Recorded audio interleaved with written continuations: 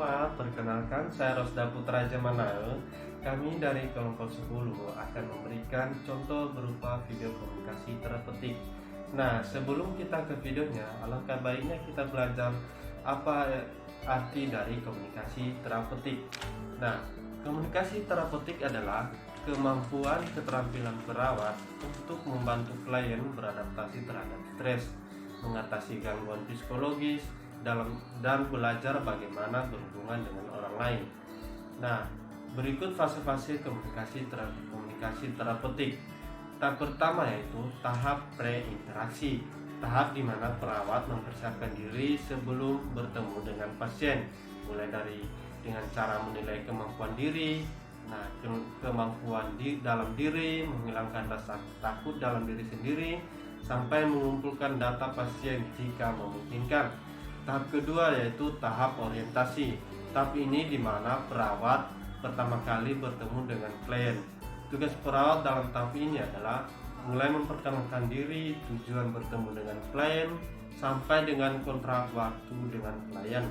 Tahap ketiga yaitu tahap kerja. Tahap di mana perawat memulai kegiatan komunikasi, menggali keluhan klien, menginfokan kepada klien tentang penyakit yang dialami klien, dan menjelaskan coping kepada klien. Tahap keempat yaitu tahap terminasi. Tahap ini adalah tahap yang terakhir. Perawat akan menghentikan interaksi, meninjau ulang klien, serta menggali informasi sampai mana pemahaman klien tentang pertemuan hari ini. Oke, baik teman-teman, sebelum kita lanjut ke video komunikasi terapeutik, alangkah baiknya kita mendengar dulu bagaimana gambaran kasus atau sekilas cerita dari kelompok 10 ini. Di Puskesmas Lenteng Agung sedang dilakukan penyuluhan kesehatan oleh mahasiswa STIKIM S1 Keperawatan Ekstensi Jakarta tentang posisi dan nutrisi pada ibu menyusui. Dan materi yang diberikan antara lain seperti posisi menyusui yang baik, nutrisi ibu menyusui, dan bagaimana cara membersihkan payudara untuk ibu menyusui. Kepala di Puskesmas Lenteng Agung mengundang ibu-ibu postpartum dan segenap warga agar mengetahui dan mengerti hal-hal yang penting tentang posisi dan nutrisi pada ibu menyusui. Mereka sangat tertarik dan bersemangat ketika diundang menghadiri penyuluhan ini. Bahkan suami mereka pun turut mendampingi istrinya untuk menghadiri penyuluhan kesehatan tersebut. Penyuluhan ini dipandu oleh 2 mahasiswa keperawatan dan 1 kepala puskesmas. Oke, langsung saja ke videonya. Terima kasih. Selamat pagi ibu-ibu dan bapak-bapak semua. Salam sejahtera, senang sekali kita bisa berkumpul pada saat yang berbahagia ini. Dan sebelumnya perkenalkan saya Rosda Putra Jamanae. Saya di sini selaku puskesmas di Lenteng Agung ini. Pagi ini kita sangat beruntung. Kenapa? Karena kita kedatangan mahasiswa keperawatan STIKIM yang akan memberikan penyuluhan kesehatan, yaitu tentang posisi dan nutrisi pada ibu menyusui. Dan saya persilakan kepada mahasiswa STIKIM untuk memberikan penyuluhannya. Selamat pagi ibu-ibu dan bapak-bapak. Perkenalkan, nama saya Alice Isnawati dan ini rekan saya Pak Denny Setiadi. Nama saya Denny Setiadi, biasa dipanggil Denny. Bagaimana kabarnya hari ini? Alhamdulillah baik. Alhamdulillah. Pada pagi ini kami akan memberikan penyuluhan kesehatan tentang posisi dan nutrisi pada ibu menyusui. Waktunya kurang lebih 15 menit ya Bapak Ibu, nanti kita berdiskusi. Tempatnya di sini. Apakah Bapak dan Ibu bersedia? Kami sangat setuju, Suster. Baik, tujuan dari diskusi kita pagi ini adalah agar kita semua memahami bagaimana posisi yang baik pada saat menyusui dan bagaimana nutrisi yang diperlukan untuk ibu menyusui, serta bagaimana cara memelihara payudara pada saat ibu menyusui. Baik, langsung kita mulai ya Bapak Ibu. Apakah ada dari ibu-ibu yang mau menjelaskan bagaimana cara menyusui yang baik yang Ibu ketahui. Assalamualaikum warahmatullahi wabarakatuh. Nama saya Dede Wita. Setahu saya, posisi menyusui hanya duduk dan berbaring. Yang terpenting, hidung anak jangan sampai tertutup payudara. Begitu bukan ya yang benar?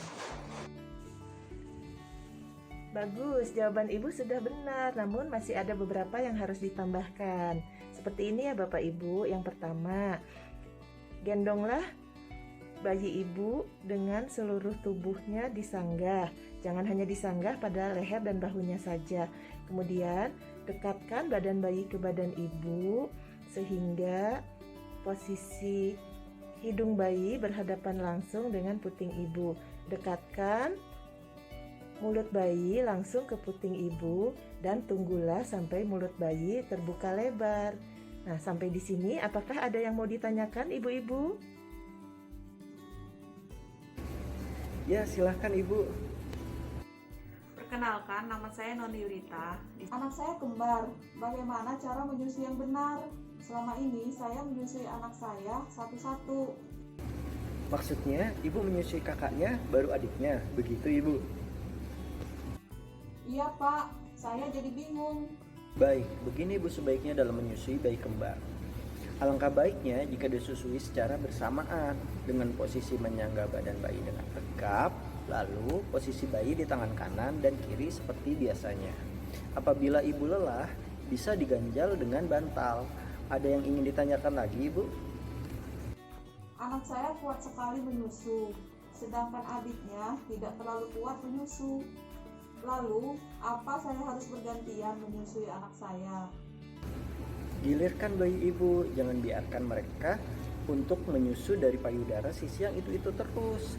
Hal ini dimaksudkan untuk menyeimbangkan pemberian ASI untuk kedua bayi Ibu, sekaligus menyeimbangkan produksi ASI kedua payudara.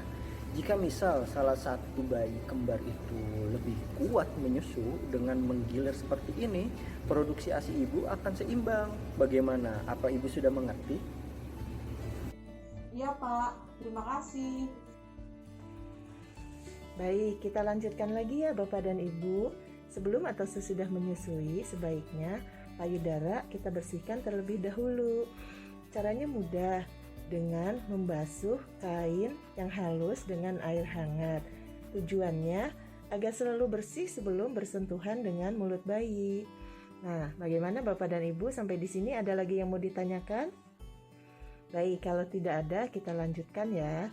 Nah, pada saat Ibu menyusui, jangan lupa konsumsilah perbanyak buah-buahan dan sayur-sayuran agar kandungan nutrisi dalam ASI Ibu selalu bagus. Nama saya Reno. Izin bertanya, istri saya tidak suka makan buah-buahan. Lalu bagaimana ya agar ASINya tetap terjaga dengan baik? Terima kasih Bu. Begini Pak, istri Bapak bisa mengkonsumsi vitamin atau suplemen dalam bentuk obat. Ada baiknya sebelumnya Bapak konsultasikan dulu dengan dokter supaya dokter tersebut yang meresepkan vitamin untuk istri Bapak. Begitu ya Bu. Iya Pak, apakah masih ada yang mau ditanyakan? Tidak Bu, terima kasih. Baik, kita lanjutkan lagi ya Bapak Ibu. Untuk nutrisi ibu menyusui itu meliputi protein yang bisa ditemukan dalam ikan-ikanan. Kemudian juga ada kalsium yang bisa ditemukan juga dari susu kedelai. Kemudian semua jenis sayuran yang berwarna hijau, ikan laut. Nah, pada kondisi ibu menyusui yang menderita kurang darah atau yang biasa disebut anemia, jangan lupa harus mengkonsumsi yang ada kandungan sengnya. Itu bisa diperoleh dari daging sapi atau ati ayam. Jangan lupa pula harus ada kandungan yang dinamakan sampolat, B6, B12 yang bisa ditemukan pada daging, ikan, telur, dan berbagai produk susu, kemudian polong-polongan dan biji-bijian. Nah, yang paling mudah, setiap pagi jangan lupa ibu untuk berjemur di bawah sinar matahari. untuk mendapatkan vitamin D yang fungsinya untuk merangsang produktivitas ASI. Dan jangan lupa juga ya Bapak, setiap saat kalau misalkan ada selalu mendampingi. Suster, apa ikan-ikan laut boleh dikonsumsi? Misalnya kerang? Ikan laut sangat bagus untuk dikonsumsi karena mengandung omega 3 dan omega 6 yang berfungsi untuk kecerdasan otak bayi. Ada lagi yang ingin ditanyakan? Ingin bertanya Pak, istri saya nggak suka makan laut, boleh nggak Pak diganti dengan vitamin omega 3 dan 6? Terima kasih Pak. Boleh saja Pak, asalkan sebelumnya Bapak mengkonsultasikan terlebih dahulu kepada dokter agar dokter yang memberikan resepnya. Begitu Pak sebaiknya. Apa ada yang ingin ditanyakan lagi?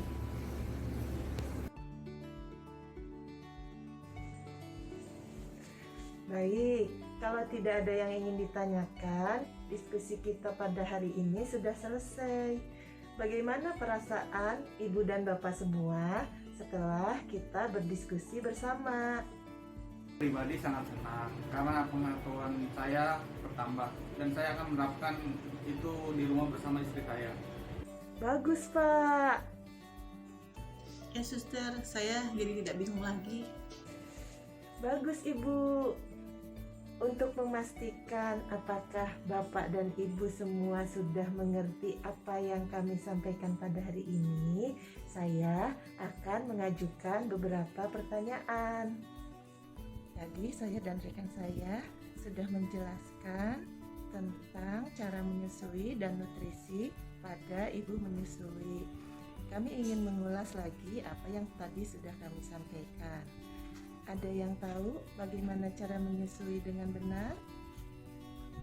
Bayi diletakkan menghadap ke ibu dengan posisi sanggah, seluruh tubuh bayi di hadapan bayi kepada dada ibu, sehingga hidung bayi berhadapan dengan puting susu ibu. Dekatkan badan baik ke badan ibu, menyentuh bibir bayi ke puting susunya, dan menunggu sampai mulut bayi terbuka lebar. Lalu mulai kita susui anak kita.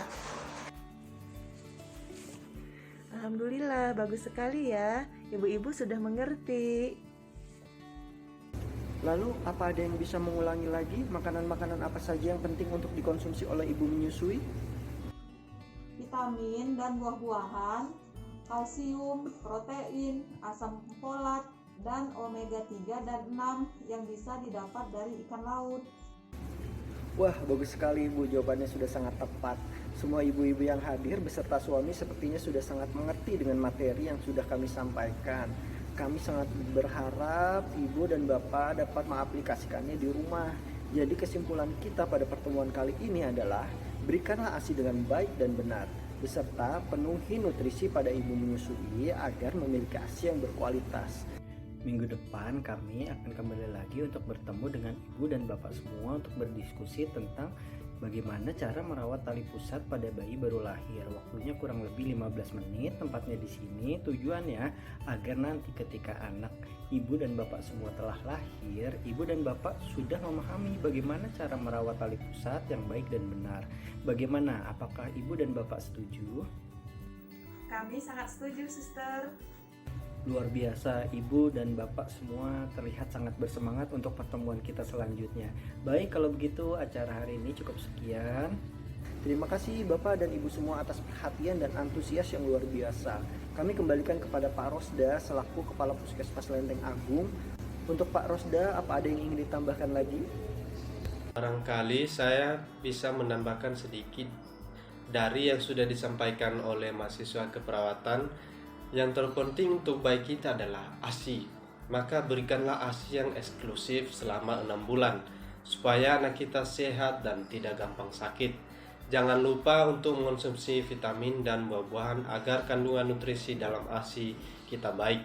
Mungkin hanya itu saja yang bisa saya tambahkan. Jika ada yang ingin ibu tanyakan lagi, ibu bisa berkonsultasi kepada dokter atau bidan mengenai ini. Kami berikan leaflet untuk ibu untuk dibaca di rumah ya. Oke, demikian penyuluhan kesehatan kali ini. Terima kasih atas perhatiannya.